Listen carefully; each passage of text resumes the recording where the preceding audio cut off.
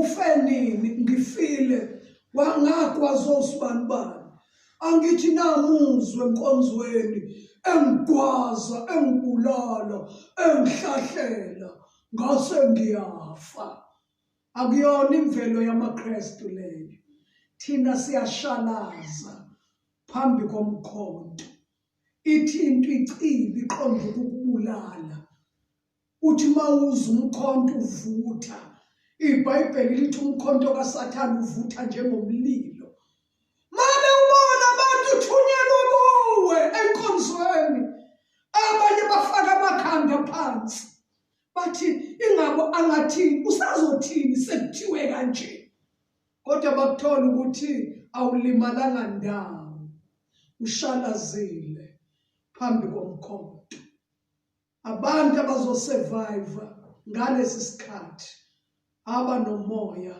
kaNkulunkulu uDavide ke washalaza phambi komkhonto wabuye waqhubeka ehambe baleka nezinsizwa uzuyofika eThempelini ufica umpriest uAbimeleki balambile manje uDavide wakhumbula ukuthi endlini kaNkulunkulu sibulewe indlela kanje sizinsizwa kodwa khona isinkwa esingatholakala endlini kaNkulunkulu wafika uDavide umpriest uAbimeleki uyambuza uDavide uthi yini esesandleni sakho thina insizwa sifile indlala uthi umpriest bantabasha phansi kwesandla sami anginasi isinkwa esilulana nje uchapter 21 kuyena incwadi kaSamuel oqala uthi anginasi isinkwa esilulana nje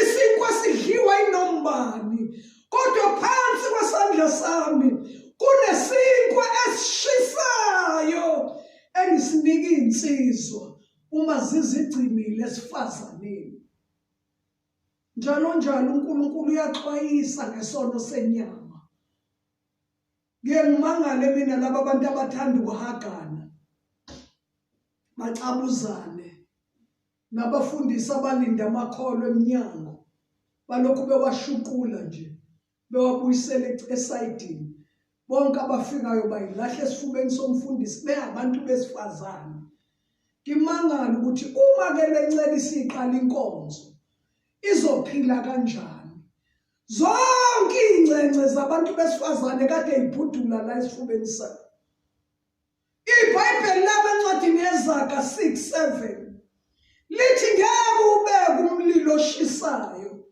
esifubeni sakhe ingubo zakho zingashi uthi kuAbimeleki sikhona isinkwa esishisayo engisinika insizwa uma zisidedisile esifazaneni uDavide usho ngesibindi uthi abesifazane bavalelwe insizwa zihamba kunuka iphunga labesifazane abesifazane bavalelwe uzokhumbula encwadini kaRuthi la kuthiwa khona siyalila abafana ukuthi bangakuthinti endleleni yokulandela uJesu abesifazane bavalelwe ensimini la isebenza khona uRuth abesilisa bayaliwe ukuthi bangamthinti lento yokuxovana nikholwa nivakashelane niyothoselana amaqanda nithi niyashare akuyona indlela yabantu abanomoya kaNkulunkulu koze kuvela ingane ogama lazo oshare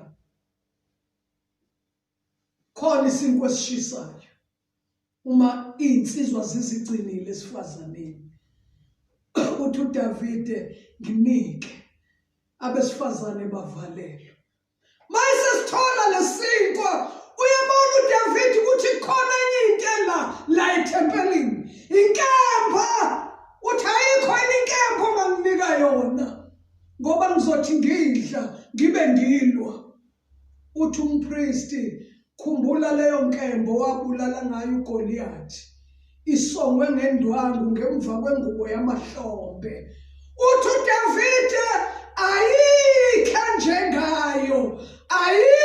enjengayo nginike yona.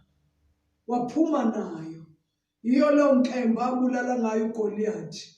Usafakaza ngayo. Uthi ayikho enjengayo nginike yona. Zinsuku zokugcina. Kugcwele intshumayelo emhlabeni ezingelona izwi likaNkulunkulu.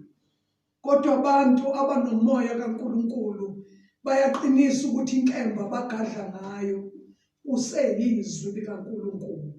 Ayikho efana nayo, nginikeze yona. Thanda siphethe manje sithandaze. Singamthola yini umuntu onomoya kaNkulunkulu na? Isikhathi lesi izwe lomile kuvaleke ngisho ukusonta. Lomile izwe.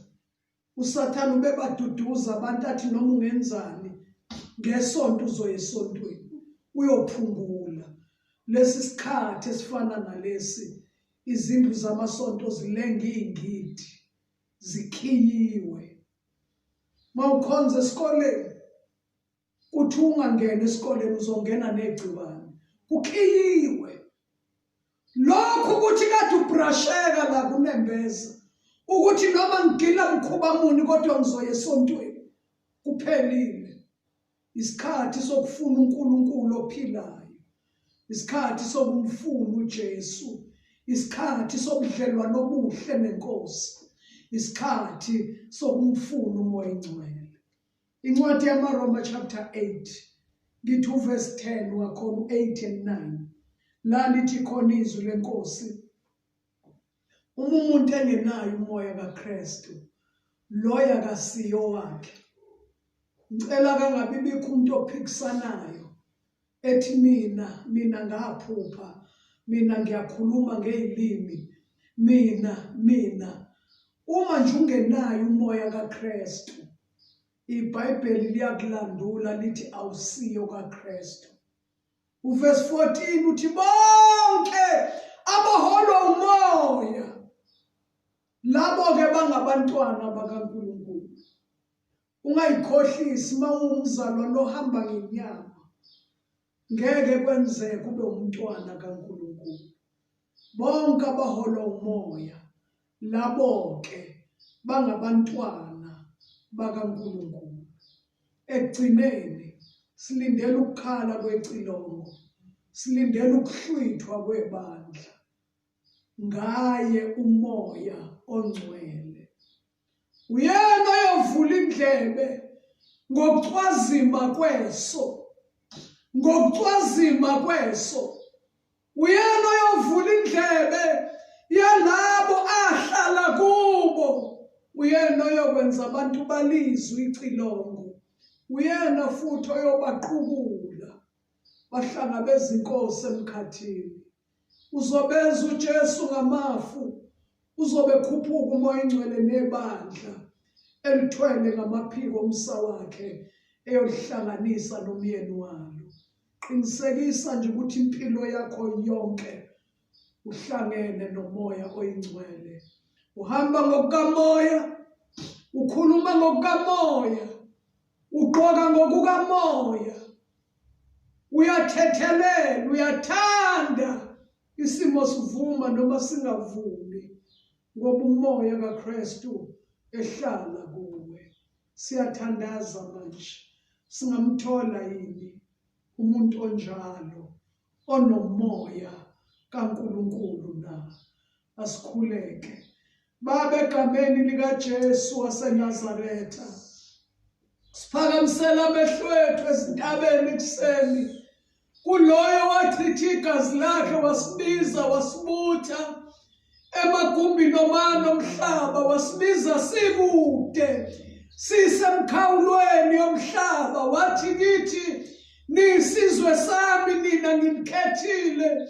Wathi ningesabi ngoba nginani, ningaphela amandla ngoba ngizoniqinisa futhi ngizonisiza. Yebo ngizobamba isandla sakho sokunene ngithi kuwe ungesabi. Nali ibandla, nampa abantu abasha emagumbini omane omhlaba. Thululela umoya wakho njengokusho kwezwi lakhe encwadini kaJoweli uthi kuyothi ngey'nsuku zokugcina ngithulule umoya wami phezu kwayo yonke inyama, amadodana namadodakazi abantu azoprofetha, abadala baphupha amaphupho, insizwa ibona imibono, naphezu kwey'nceku ney'ncekukazi ngaleyo mihla wathi ngiyothulula umoya wami. Akube njalo Nkosi, senzela umusa, angabikho osalayo. Uma ibandla lembathiswa, uma ibandla lelakanyiswa, uma ibandla ligcwaliswa, angabikho ojabayo. Senzela umusa nangaphezulu kokucela kwethu ngegama nangegazi likaJesu uKristu Nkosi yethu. Amen.